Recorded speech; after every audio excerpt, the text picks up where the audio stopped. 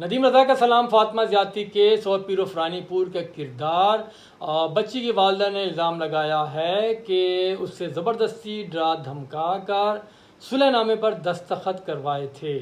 اور اب کیس دوبارہ سے خیرپور کی انسداد دہشت گردی عدالت میں بھیج دیا گیا ہے۔ اس واقعے نے گدی نشینی اور پیری مریدی پر کئی ایسے سوالات کو جنم دیا ہے جس نے سب کو ہلا کر رکھ دیا ہے، اور یہی وجہ ہے کہ رانی پور میں تو لوگ اب تھوڑی سی دوری اختیار کرنے لگے ہیں۔ پیر آف رانی پور کی حویلی میں کم سن بچی سے زیادتی اور ہلاکت کیس سے متعلق ریفرنس کی سماعت کے دوران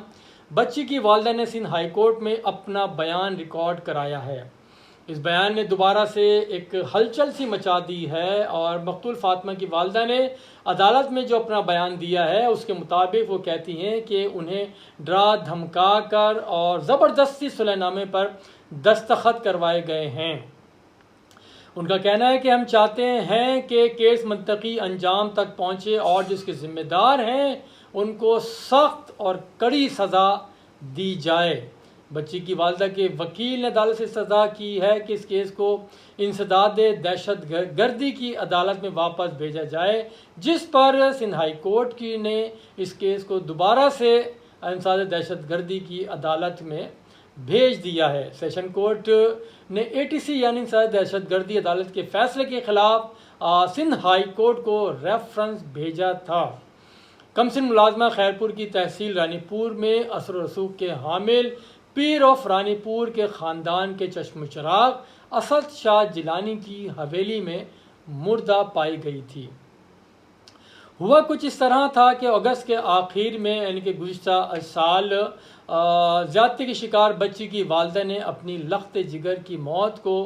طبعی موت قرار دیا تھا۔ ساتھ ہی گرفتار ملزمان کو بھی بے گناہ قرار دیتے ہوئے عدالت میں حلف نامہ جمع کروایا تھا کہ بچی کی والدہ کا اس وقت کہنا تھا کہ گرفتار افراد بے گناہ ہیں، اور اگر عدالت گرفتار ملزمان کو رہا کر دیتی ہے تو انہیں اس کے اوپر کسی قسم کا عذر اور اعتراض نہیں ہوگا۔ اسی بیان کو بچی کی والدہ نے کہا ہے کہ یہ اسے زبردستی دلوایا گیا تھا۔ اس کیس کا اگر بیک گراؤنڈ میں آپ کو بتاؤں تو اگست 2023 میں پیر آف رانی پور کی حویلی میں جو کمسن بچی کے تڑپنے کی ویڈیو ایک وائرل ہوئی تھی، بچی کی ہلاکت کے بعد پھر ابتدائی پوسٹ مارٹم رپورٹ میں تشدد اور زیادتی بھی ثابت ہوئی۔ مقدمہ درج ہونے کے بعد پیر اسد اللہ شاہ، پیر فیاض شاہ، ہینا شاہ اور امتیاز شاہ نامی شخص کو گرفتار کر لیا گیا تھا، اور اسی طرح سے بہرحال پولیس کے بھی اہلکار کو حراست میں لیا گیا تھا۔ پوسٹ مارٹم جو رپورٹ تھی اس میں قبل از وقت مرگ، تشدد اور ریپ کی علامات ظاہر ہوئی تھیں۔ 10 سالہ فاطمہ کی پیشانی پر نیل، سینے پر سرخ اور سیاہ نشان، اور پیٹھ پر بھی تشدد کے واضح علامات پائی گئیں۔ بچی کے بازو اور ہاتھ بھی زخمی تھے۔ اس رپورٹ کے مطابق گھریلو ملازمہ کے طور پر کام کرنے والی بچی کی موت پراسرار حالت میں ہوئی، اور انہیں بغیر میڈیکل لیگل جائزے کے دفن کر دیا گیا۔ بچی کا تعلق ضلع نوشہر کے ایک گاؤں سے تھا۔ تدفین سے قبل سوشل میڈیا پر جو تشدد زدہ بچی کی ویڈیو وائرل ہوئی اس نے سب کی توجہ اپنی طرف مبذول کرائی، اور پھر یہ سوشل میڈیا سے مین اسٹریم میڈیا پر یہ کیس منتقل ہوا۔ کہتے ہیں کہ بچی 9 ماہ سے حویلی میں کام کر رہی تھی، اور بچی کی والدہ کے مطابق کچھ عرصے قبل جب وہ اپنی بچی سے حویلی ملنے گئی تو اس نے بتایا تھا کہ پیر اور اس کی اہلیہ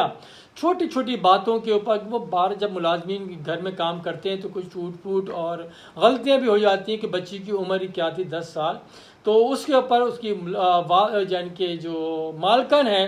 وہ اس پر تشدد کیا کرتی ہے۔ اس پر بچی کی والدہ نے پھر جو مالکن تھی اس حویلی کی اس سے ملاقات کی اور بچی سے رحم کی اپیل کی۔ FIR کے مطابق 14 اگست کی دوپہر والدہ کو حویلی سے ایک شخص کی کال موصول ہوتی ہے، اس میں بتایا جاتا ہے کہ اس کی بچی کی طبیعت بہت زیادہ خراب ہو گئی تھی جس کی وجہ سے اس کی موت واقع ہوئی، اور اب حویلی آ کر اس کی لاش لے جائیں۔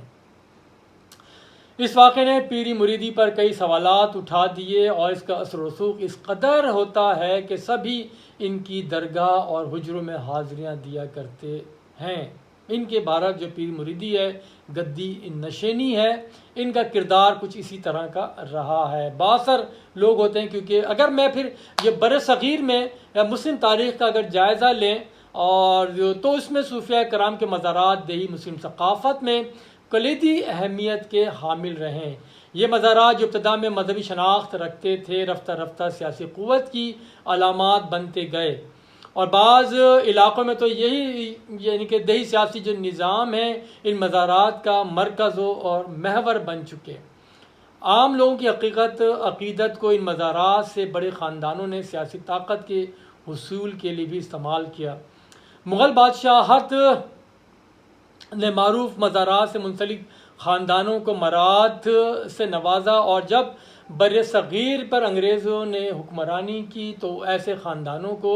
انہوں نے مزید نوازا، اور اس کی وجہ سے ان کی اہمیت مزید بڑھتی گئی۔ ان کو دی جانے والی مراعات و جاگیروں میں بے پناہ دن رات اضافہ ہوتا چلا گیا، اور دور جدید میں بھی ریاست اور سیاسی جماعتوں نے سجادہ نشینوں کے ساتھ قریبی تعلقات استوار کیے رکھے ہیں، جس کی وجہ سے سجادہ نشین اور گدی نشین مزید طاقتور ہو گئے، اور ان کے مریدوں کی تعداد بھی بڑھتی چلی گئی۔ ان کی زندگیوں میں نہ ختم ہونے والی خوشیوں نے ڈیرے ڈال رکھے ہیں، لیکن مریدوں کی زندگیوں میں بدحالی اور تاریکیوں کی جو یعنی کہ ڈیرے ہیں وہ ختم ہونے کا نام نہیں لیتے۔ ان کی زندگی اجیرن بنی رہتی ہے، خوشحالی ان کو دور دور تک دکھائی نہیں دیتی۔ جب تک وہ حویلی میں ہوتے ہیں، کام کر رہے ہوتے ہیں، مزدوری کر رہے ہوتے ہیں، تو ایک روشن ان کی زندگی ہوتی ہے، لیکن وہاں بھی کام، محنت، مزدوری، تشدد، اس کا سامنا ان کو کرنا پڑتا ہے۔ انہی میں سے ایک پیر فرانی پور خاندان بھی ہے جس کے افراد عرصہ دراز سے سیاست میں انتہائی فعال کردار ادا کر رہے ہیں۔ اس خاندان کا پاکستان پیپلز پارٹی سے بھی دیرینہ تعلق ہے، اور موجودہ گدی نشین سید فضل شاہ کے والد 5 بار رکن قومی اسمبلی رہے ہیں، اور یہ فضل شاہ بھی اس وقت قومی اسمبلی کے رکن ہے۔ اس خاندان کے ساتھ پچھلے سال جو اگست میں بچی زیادتی کا کیس جو لگا ہے، یعنی کہ یہ کیس ان کے خاندان سے جڑ چکا ہے، اگر یہ الزام سچ ہے تو پھر یہ ایسا داغ ہے جس سے چھٹکارا دکھائی نہیں دیتا، اور وہ کسی بھی کیمیکل سے صاف نہیں ہوگا۔ گو کہ پیر فضل شاہ کہہ چکے ہیں کہ متاثرہ خاندان کو انصاف ملنا چاہیے، لیکن کچھ لوگ اس کیس کو بنیاد بنا کر پوری پیر برادری کو الزام دے رہے ہیں، اس کو بدنام کر رہے ہیں، لیکن بچی کی والدہ کے نئے بیان نے سب کچھ الٹ پھلٹ کر رکھ دیا۔ اس واقعے کے بعد تمام گدی نشینوں اور سجادہ نشینوں کی عزت و آبرو پر بڑے سوالات کھڑے ہو چکے ہیں۔ ایسے میں ان سوالات کے جواب صرف اور صرف میں سمجھتا ہوں وہ پیر فرانی پور کا خاندان ہی دے سکتا ہے۔ بہت شکریہ، خدا حافظ۔